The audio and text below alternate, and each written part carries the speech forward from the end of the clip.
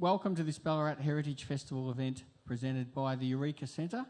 I'd like to acknowledge that we are located on the traditional land of the Wadawurrung people and honour and pay my respects to their elders past, present and emerging, and extend this respect to any other Aboriginal or Torres Strait Islanders people who may be present. My name is Justin Hayward. My nickname is Hap. I got the nickname Happy as a teenager from writing sad songs. And now I'm referred to as Hap, so my nickname gets shorter as I get older. One day I'll be just H. I'm also a teacher specialising in history. I've worked here at the Eureka Centre and I'm currently at Sovereign Hill these past few years as the teacher of the Ragged School for orphans and urchins. There is a difference, thanks Glenda for pointing out the difference. My co-worker is here from the Wesleyan School. So yes, on paper it looks like a good idea to have me here, talking music and history. So a brief bio before I introduce our guests. Lauded songwriters in their own right, Luke Watt and Nigel Wearne have joined forces performing as Above the Bit, skirting the fringes of blues, country and outlaw folk. Above the Bit channels the fire of Billy Bragg, the poetry and clang of Tom Waits, and the spirit of Woody Guthrie. Above the Bit shines a light on true tales of mutiny and civil disobedience that lie in the shadows of Australian history, including the Eureka Stockade. Together they tap into the psyche and emotive fabric of their subjects, harnessing the power of narrative and verse with an informal, historical approach and social conscience.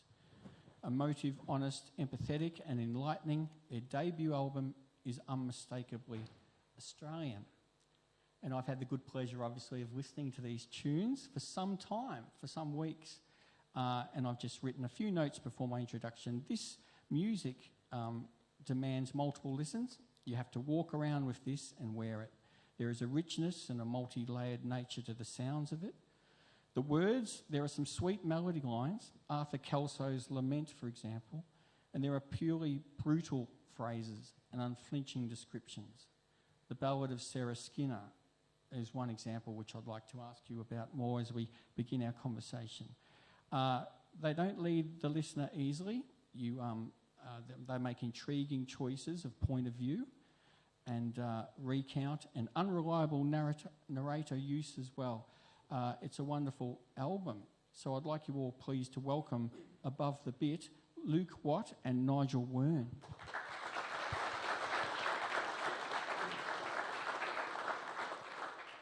Thank you very much for letting me introduce you so long there. My first question I'm actually going to ask you, Nigel, if that's all right. A few years back, it's not actually a question, but see if you carry it on. A few years back, you're listening to Late Night Radio National, and Philip Adams is presenting a show with the loose theme of mutineers. What happens next? And if you say you turn off the radio and go to bed, I'm in trouble.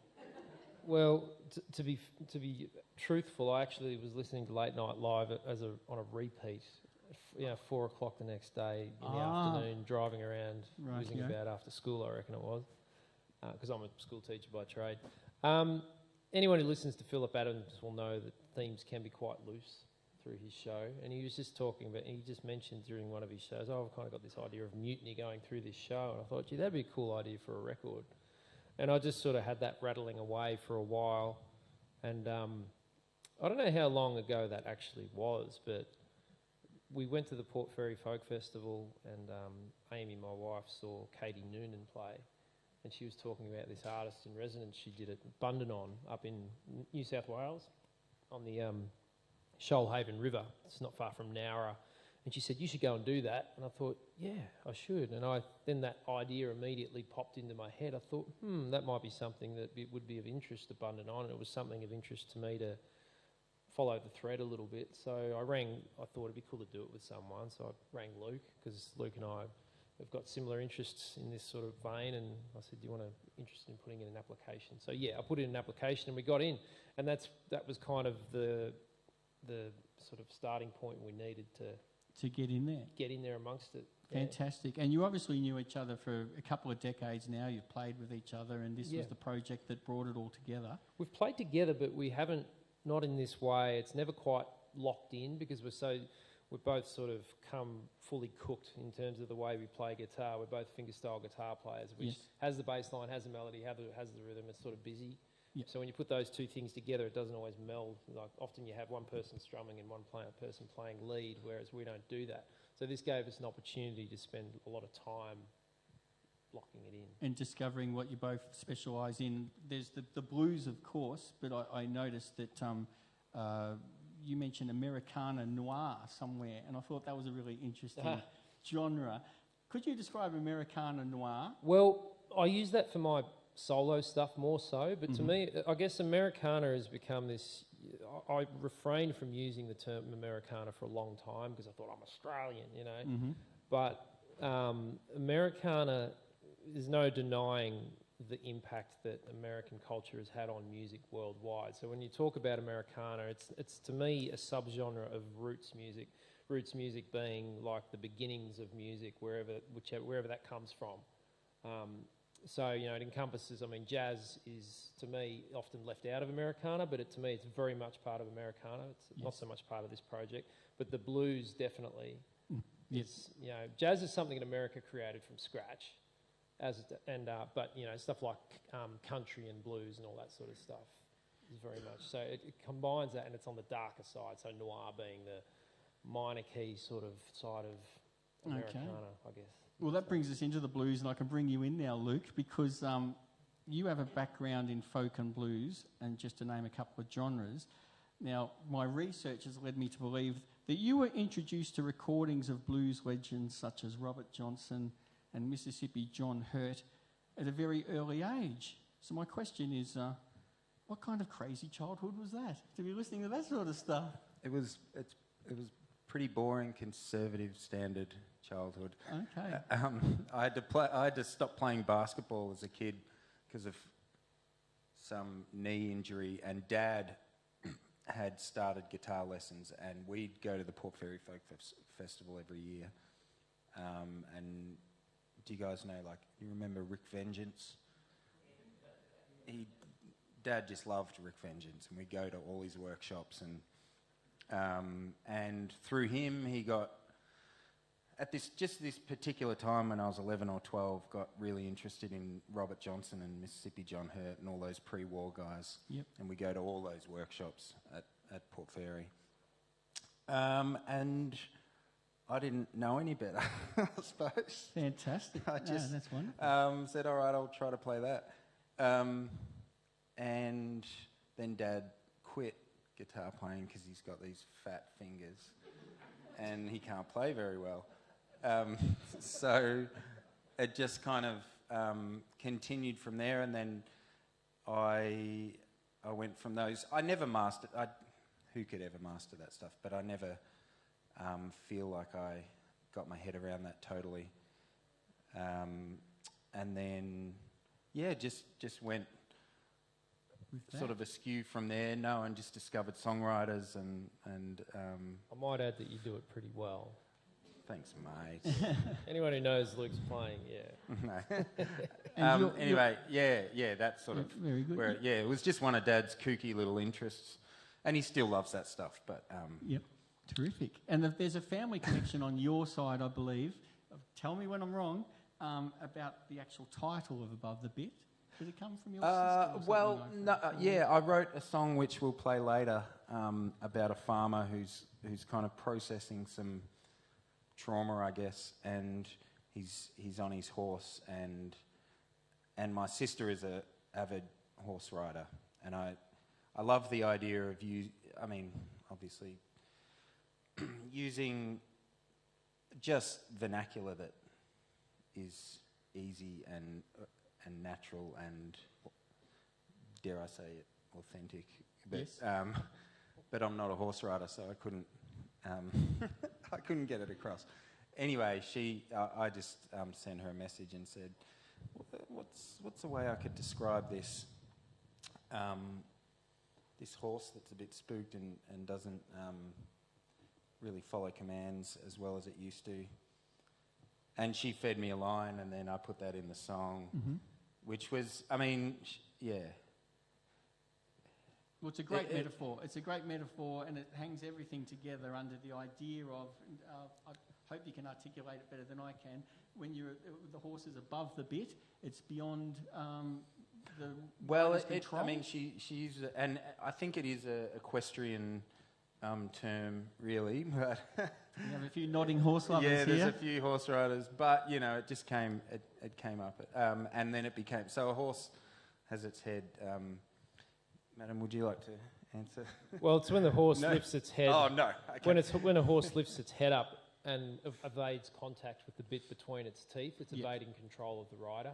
Yes. So with the horse lifting its head up, it's kind of the horse, giving the rider mutineering, and then Nige kind of heard the song and said, that kind of sums up most of the people in all of these At first, songs. I thought it was I thought it was lazy riding at first. I thought, what, up above what bit? The horse going up above the bit, like that bit over there, like... Yeah. You're going to fill in the bit when I you thought, geez, that's a bit lazy. Are we going to fix that up? Or the nature of what you went in and researched then, you're deciding to put these stories together, and you realise that you want to find out as much as you can and give your unique spin to it. One thing about my listening to this album, there was a sense of discovery, there was a sense of deep shock with some of it, and, a kind of mild shame of not knowing a lot of this history, despite the fact I'm a history teacher and I like to think that I've gone in and delved in a fair bit. How was it impacting on you both in terms of some of these stories? And if you'd like to give an example of one that became a song, I'd love the audience to hear what you discovered and what you did with it after that discovery. First of all, sorry, it's not the aim to make your audience feel ashamed of themselves. Sorry, yes. Yes. But yeah, I guess that made you feel something. No. Yes. I don't know. A few of them, I think the early ones we came across, we were aware of. We were just interested in at the time, and if anyone's heard the record, there are some really commonly known stories that we've grown up hearing. But we did want to steer away from those and write songs that people would enjoy on their own merits, and maybe if it interested them to dig a bit deeper, then they can do so. And also to write about perhaps stories that people know but from a different perspective. So I was quite passionate with a couple of the songs I was writing to have it from perspectives of women. There's a song Walia, which is about an Aboriginal warrior from Tasmania who was a woman. Just to sort of to change it up a little bit. I read Claire Wright's book, Forgotten Rebels of Eureka, which I really loved. I love the way she writes. I feel like she went really deep, and she's funny. She's got a really great narrative style of telling those stories. So I found that quite moving, that book. So I lifted a couple of things out of there and turned it into a song. And I actually, once I'd done all that, I connected with her later on. I'd never met her before. So I was going to ask I was with shaking hands. I wrote to her, "What do you think of this?" And we're friends now. So she digs it. Terrific, because that book means a lot to a lot of people who have been involved with this place. And one thing that was interesting in that book, I read her say that the Eureka movement was a youth movement. And I found that really fascinating. You look at the ages on that plaque out there. Yeah, that's right. 20, 23, 24. Yes. So that's fascinating to me, where you think immediately this narrative is a lot of older people making decisions, but it actually is the voice of youth, which I found really fascinating. So with Sarah, the Ballad of Sarah Skinner I wanted to raise with you. Now, this is a story that I did not know of, set on the Ballarat goldfields, is that correct? Yeah, it's a chapter in her book. In her book, yeah. Yeah. So the one thing I just wanted to mention, being a teacher at Sovereign Hill, we have the doctor come and visit us. Now, the doctor comes to the urchins and orphans who can't afford medicine and gives them alternative cures. Oh, dear. And some of these cures, if your eyes are bad, they say go and get rotten apples and put them on your eyelids. Sleep with them for weeks and you'll be fine. If you have influenza and a nasty cough, you get a cow pat, very fresh, and you put it into a poultice and you could put it on your chest. Oh, yeah. And these were legitimate. Have you tried it? Well, actually, I thought as a part of. I can see why you keep going like that. Don't knock it till you try it. The funny thing is, it is quite funny, and when the doctor leaves, we say, well, it's quite sobering to think that this could have done more damage than good. Now, the reason why I raised this, you're talking about doctors on the goldfield, and it's not a lark, it's a tragedy. If you don't mind just telling us a little bit about the Ballad of Sarah Skinner. So, yeah, the song is about a couple that come out from Australia. Claire wrote it as kind of... She wrote a really beautiful chapter about these two people who really existed as a kind of overarching example of two people that would have come to Australia in their 20s.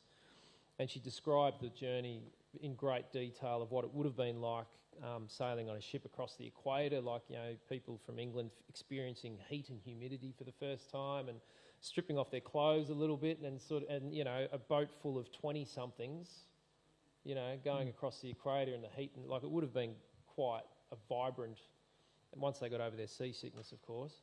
You know, the young people, they would have been young people and full of life. And so, you know, they're coming across the equator and then sailing down through the Antarctic Circle to get to Melbourne, threading the eye of the needle, which is a term I learned at Flagstaff Hill when I was a kid, threading the eye of the needle through King Island and Cape Otway, getting to Melbourne and then walking to Ballarat. And she described all this with great detail in her book. So the hard work was already done for me. And she'd done quite a bit of research into this particular story because there was detailed records about it and about Sarah becoming pregnant and giving birth to, I think it was their first child. Yes. And, yeah, and what happened in, you know... It was an incredible amount of incompetence. The trauma, and the trauma yes. that occurred thereafter. But she makes the point at the end of the chapter that...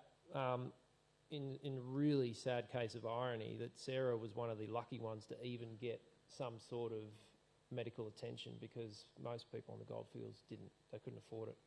That's right. Yeah, and they're living in tents. Yep. Yeah. So, it's very eye-opening and sobering. But again, we're not just meant to feel this shame. We just go, that's an incredible song. And one thing I did learn about your research, some people may be interested in this, Trove. It's just been refunded. It was going to die. The previous government pulled the funding on it. My goodness! And it's been revived. So Trove is an online resource for anyone who's gone looking. It's brilliant. You just it's a search engine, and they've digitised every known newspaper pre-1948 or something, and it's digitised right back to you know, as far as it can go. Yep. And you basically drag up articles. You know, you type in a search term and it comes up with an article, and it has like an automatic kind of, because they've just been scanned, they haven't been typed in. Like it must have a way of reading text. It's AI, yeah. So some of the articles you get up, someone may not have even read it since it was printed. My goodness! Because they've just scanned it. So yes. I found this article that Luke wrote a song out of. Yes. Amazing article, so beautifully written, and I had to actually go through and correct it because all the AI had sort of misdone some of the words and stuff. Wow. And I sent it to Luke and I said, hey, what do you reckon of this? And he sent me back a song. Oh, fantastic. So the songwriting process, we need to talk about where you went. You got the grant and you went to an incredible place. The artist Arthur Boyd and his wife Yvonne left this as a part of the heritage scenario where artists could go, whether they be playwrights or, I imagine, painters or... There's a jewellery studio, silversmith studio, there's a poetry cottage, there's photography, visual arts, dance. Yes. Yeah. And there was a vision, you mentioned in a previous interview, there was paint on the piano stool. Yeah. And that just really blew my mind because anyone who loved their arts, and Arthur Boyd in particular.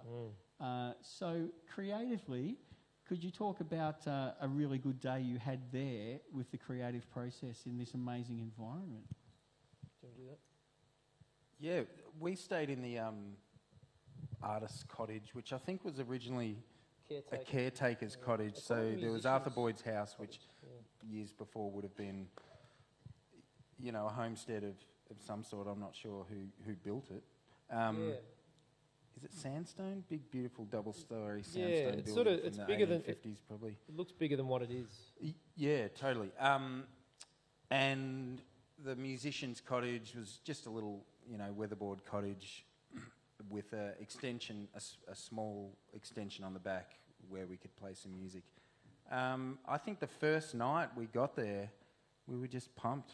We were just so excited, and we wrote I'm looking at the set list, one of the first few songs just from scratch, almost sitting there on Arthur's piano. It was just the landscape and it was just being excited to be there, I think.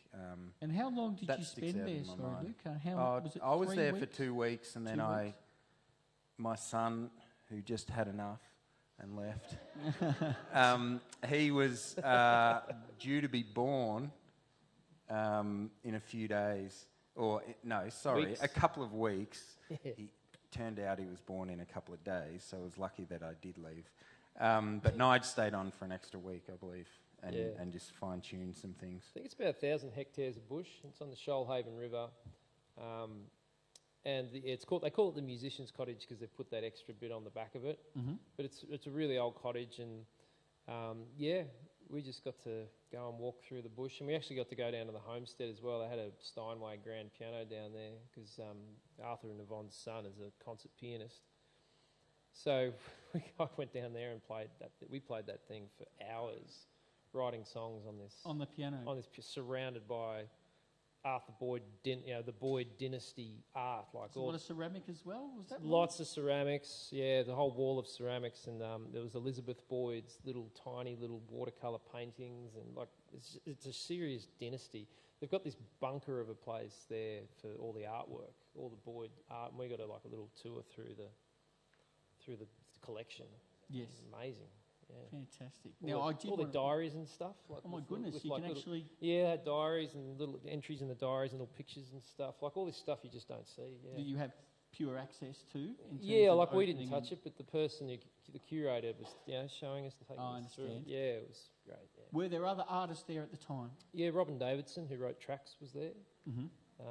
So that was, we hit it off straight away with Robin. She was great value. Well, I'm interested you mentioned that. When I listened to this album and the songs and the stories they're telling, have you been tempted to give it a dimension of theatre or look at a narrative film? Good idea. Yeah, I just wondered if it seems to want to keep going, I could imagine, into other forms. Potentially. Well, we've talked about doing a show, like a narrated type thing, but we're just letting it brew, I guess, because we're both busy doing other things as well. So when we come out to play, we want to try and do it properly. Yeah. And not necessarily tour it on the road, but do things like this and do festivals and maybe some theatre gigs. But I don't know. What do you reckon? Do you want to do a stage show? We've talked about. I'm not much of an actor, clearly. We've got friends who've done that kind of thing. It would take some exploring, wouldn't it, Nige?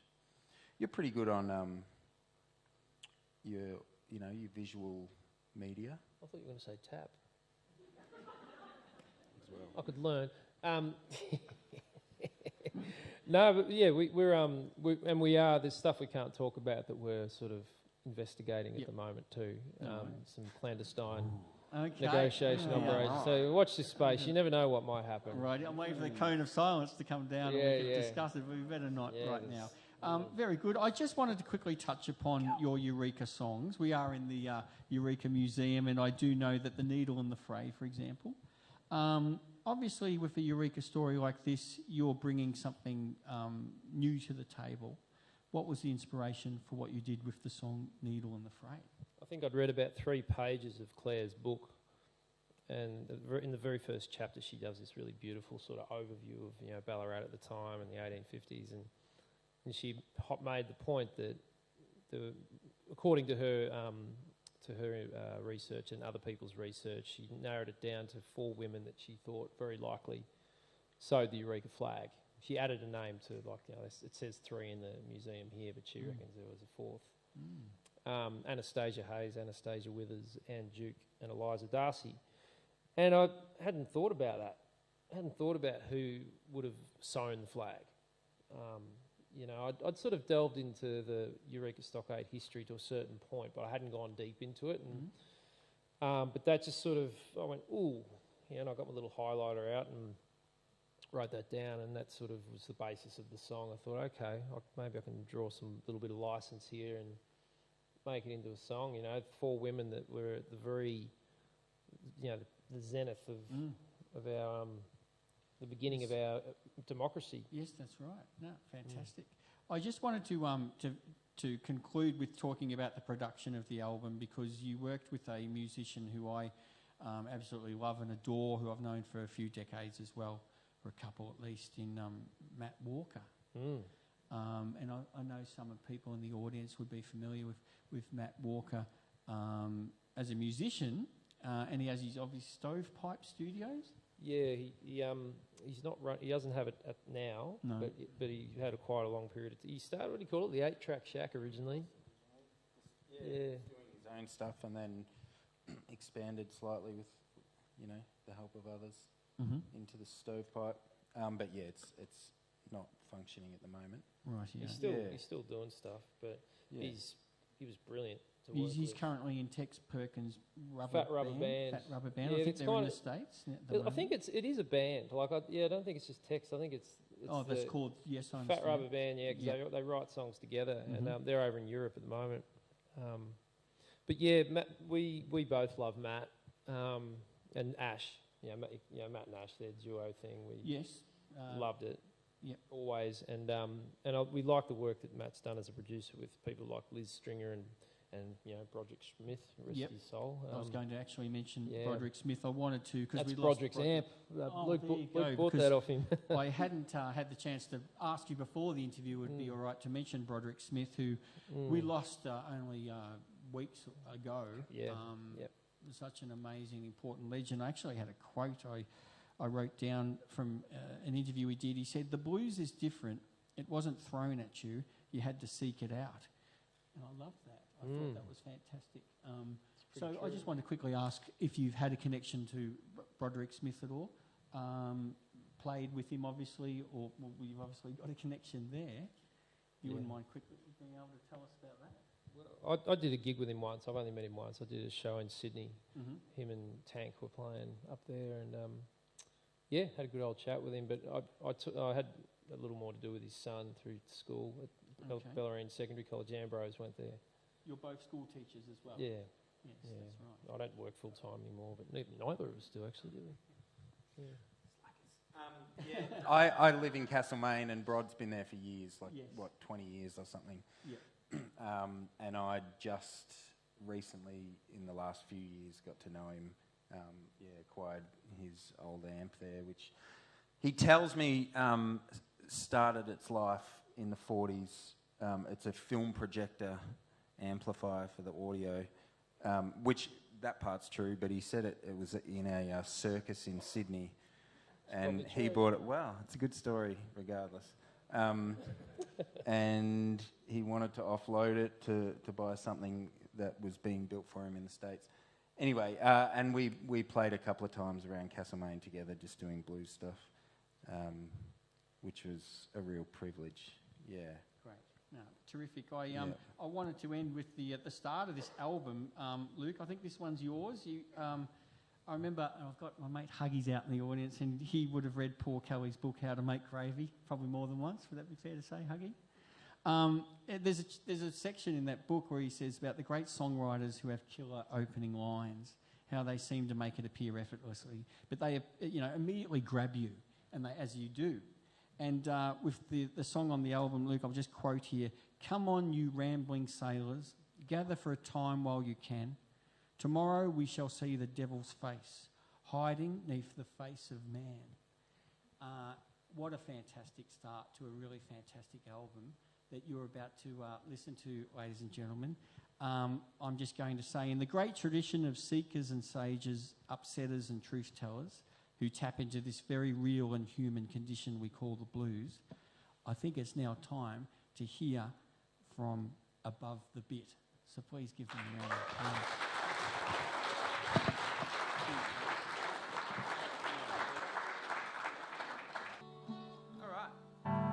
All right, we spoke earlier about this song a little bit. This is the Ballad of Sarah Skinner. I think we'll just get straight into it.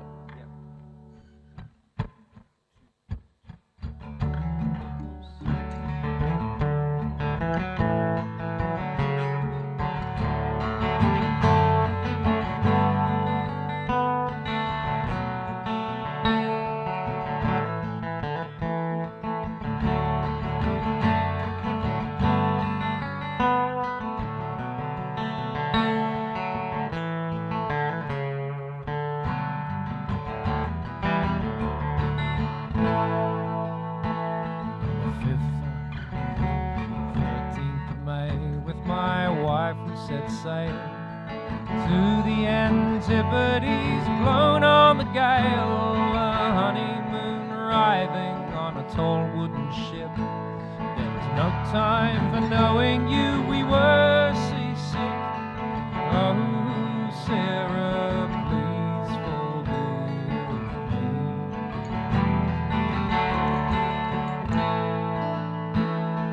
Across the equator in the south, children were freezing in the hold below, between fever and fear, tired and feeble. The captain, he threaded the eye of the needle, and into Melbourne town we did roll. So I'll drink to me comrades, I'll drink to me wife, to the deep dark that's brought nothing but strife, to the incarcerated I'll drink me undrowned, to bury my wretched soul deep in the ground. All you sly groggers, have a drink with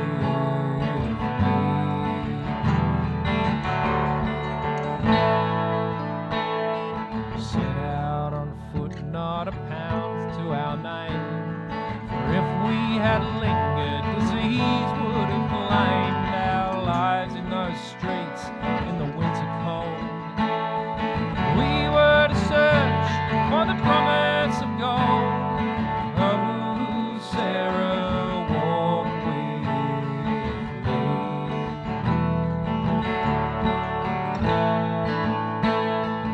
Walked over plains through the sodden ground.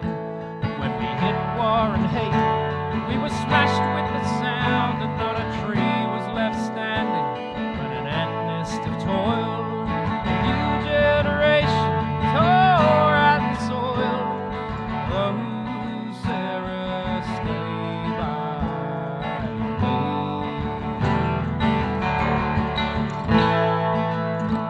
There was no time to settle, there was no time to rest. I paid for my license and I went to the test. I took to the task like a beast in the wild, and then we found, Sarah, that you were with child. Oh, my maker, please help me.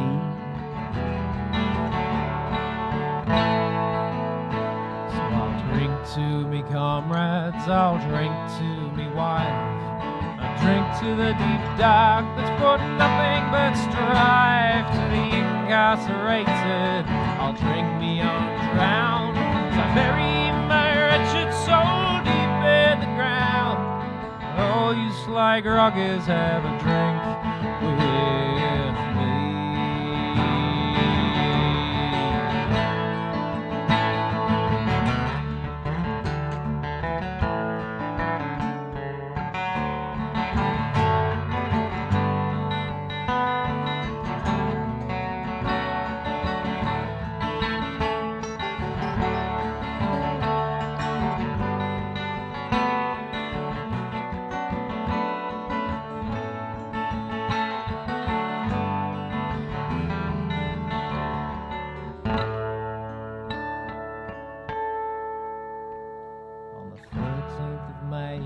our baby was born. Darling Sarah was unbeaten but torn, but the cruel spear of fate pierced blood from our sides. When within a week our newborn had died, oh Sarah, stay by me.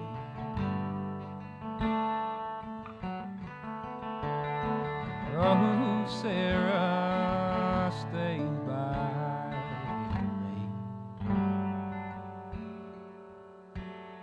The fever it came, it took us by surprise. Couldn't tell if the doctor was telling me lies. Not 2 weeks had passed since my lover gave birth, but the cruelest of death stole her from the earth. Oh, Sarah, don't leave me. Oh, Sarah, don't leave me.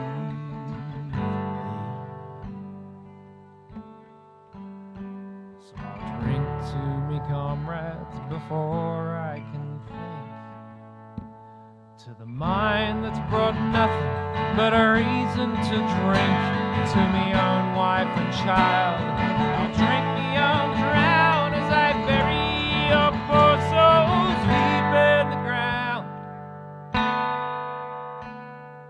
Oh, Sarah, how I loved thee. Oh, Sarah, how I loved thee.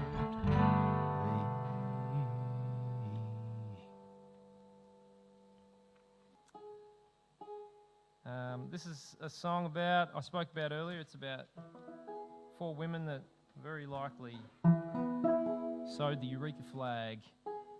And it's bad enough that I'm playing a banjo, so it's more important that I actually get it in tune for you.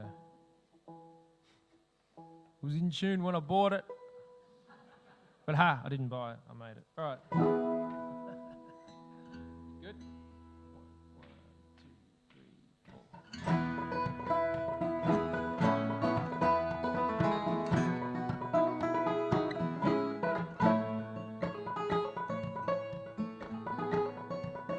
I'm an Australian woman of sound virtue. I've kept a clean home and I've cared for you. But I've a fiery conscience and I smell a rat, and when we make the next move, there'll be no going back. This talk of revolt and my tea and hot air, I am but a woman, but this is what I did. A needle and thread to show this is ours. A new republic neath the Southern Cross. Raise a flag for all to see. Stake our claim for liberty.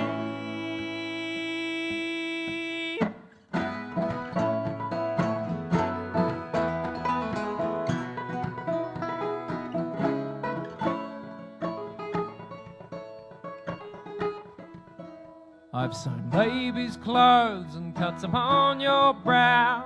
A needle and thread is a woman's plough. But the time has come to sow the seeds, so we'll sow a flag for the common creed. A needle and thread to show this is ours. New republic neath the Southern Cross. Raise the flag for all to see. Stake our claim for liberty.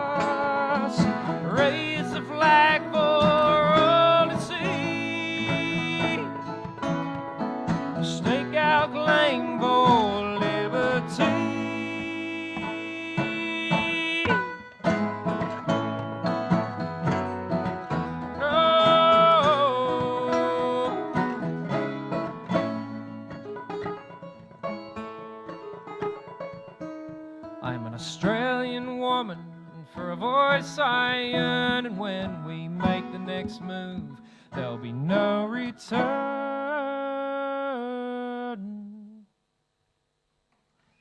Thanks, guys. Cheers. Thank you very much. Thank you.